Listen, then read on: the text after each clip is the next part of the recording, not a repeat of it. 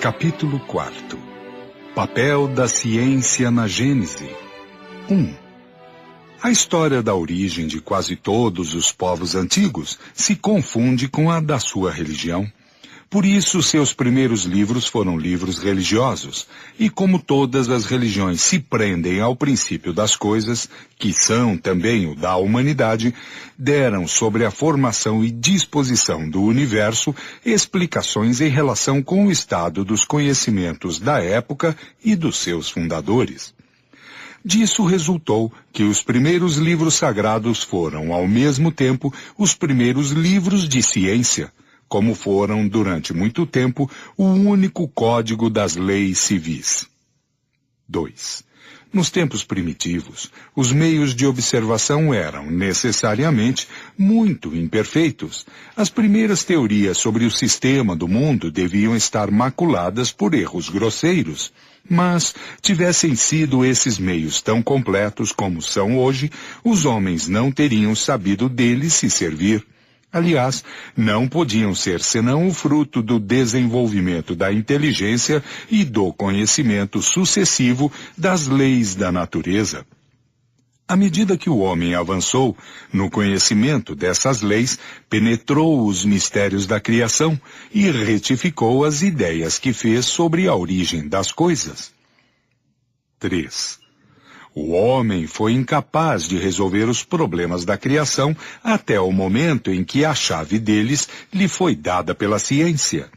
Foi necessário que a astronomia lhe abrisse as portas do espaço infinito e lhe permitisse nele mergulhar seus olhares, que pelo poder do cálculo pudesse determinar com precisão rigorosa o movimento, a posição, o volume, a natureza e o papel dos corpos celestes. Que a física lhe revelasse as leis da gravidade, do calor, da luz e da eletricidade.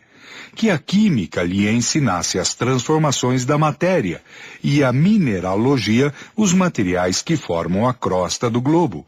Que a geologia lhe ensinasse a ler nas camadas terrestres a formação gradual desse mesmo globo.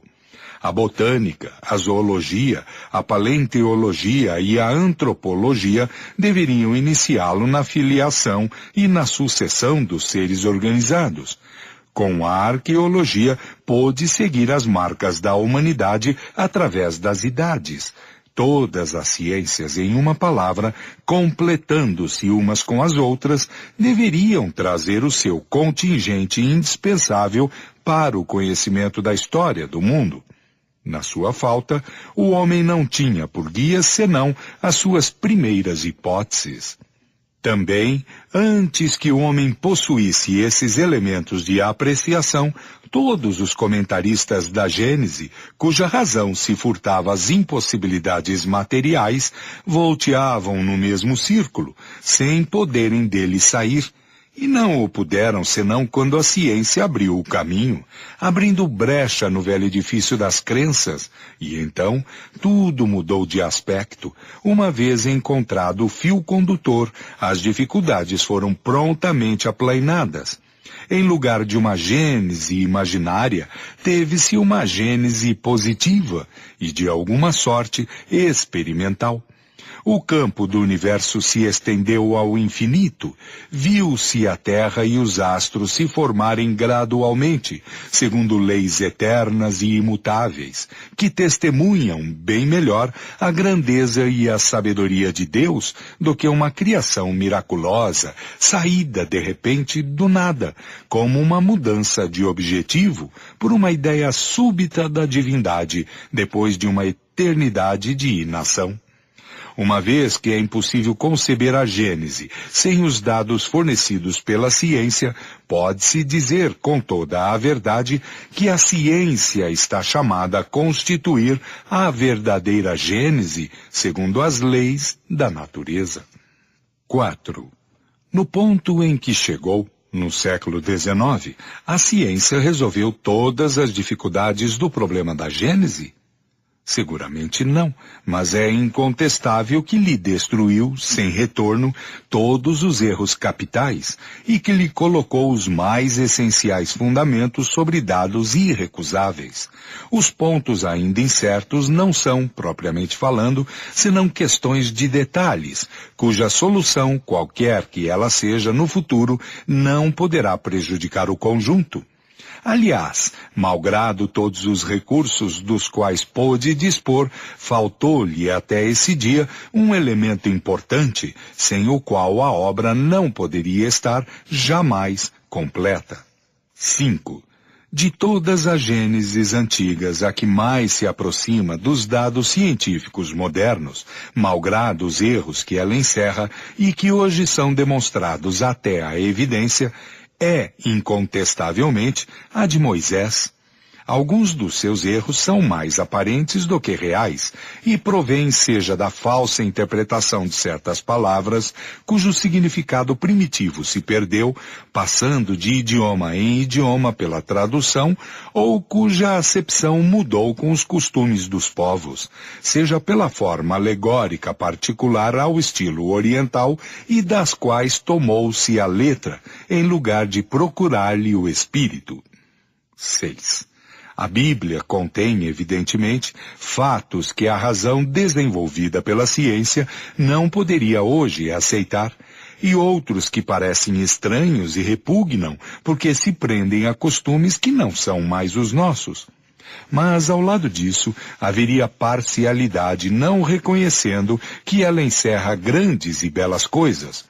A alegoria, nela, tem um lugar considerável, e sob esse véu esconde verdades sublimes que aparecem se procura o fundo do pensamento, porque então o absurdo desaparece.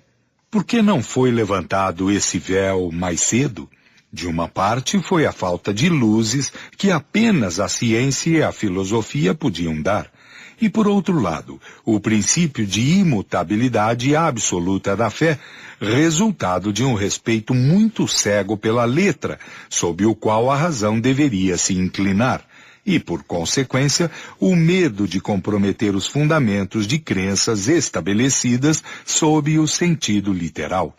Estas crenças, partindo de um ponto primitivo, houve o receio de que, se o primeiro anel da cadeia viesse a se romper, todas as malhas da rede acabariam por se separar. Por isso fecharam-se os olhos mesmo assim. Mas fechar os olhos sobre o perigo não é evitá-lo. Quando um edifício cede, não é mais prudente substituir imediatamente as pedras más por boas, antes de esperar, por respeito à antiguidade do edifício, que o mal se torne sem remédio e que seja preciso reconstruí-lo de alto a baixo? 7. A ciência, levando as suas investigações até as entranhas da terra e à profundeza dos céus, tem demonstrado, pois, de maneira irrecusável, os erros da gênese mosaica, presa à letra, e a impossibilidade material de que as coisas tenham se passado assim como estão textualmente reportadas. Ela tem, por isso mesmo, ferido profundamente as crenças populares. A fé ortodoxa com isso se impressionou, porque pensou ver a sua pedra de toque retirada. Mas quem deveria ter razão? A ciência, caminhando prudente e progressivamente sobre o terreno sólido dos números e da observação, sem nada afirmar antes de ter a prova na mão, ou uma relação escrita numa época na qual os meios de observação faltavam absolutamente?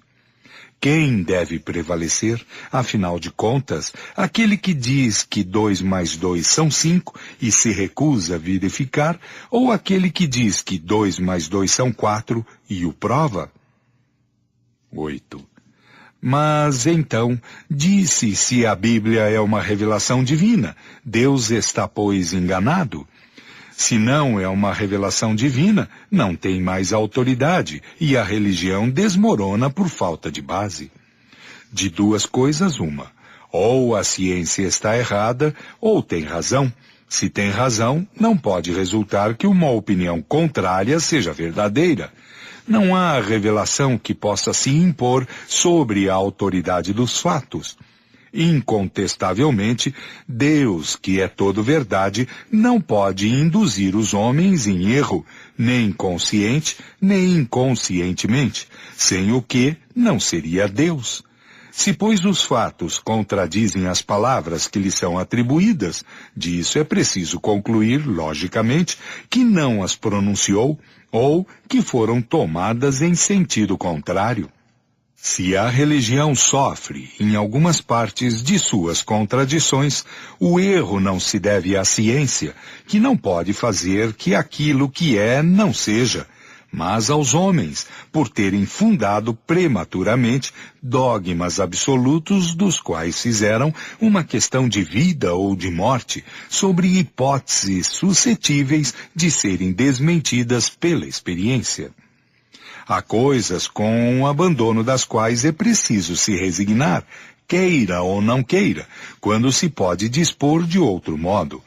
Quando o mundo caminha, não podendo detê-lo à vontade de alguns, o mais sábio está em segui-lo e se acomodar com um novo estado de coisas, antes de se agarrar ao passado que desmorona, com o risco de cair com ele.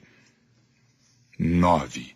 Seria preciso, por respeito aos textos considerados sagrados, impor silêncio à ciência?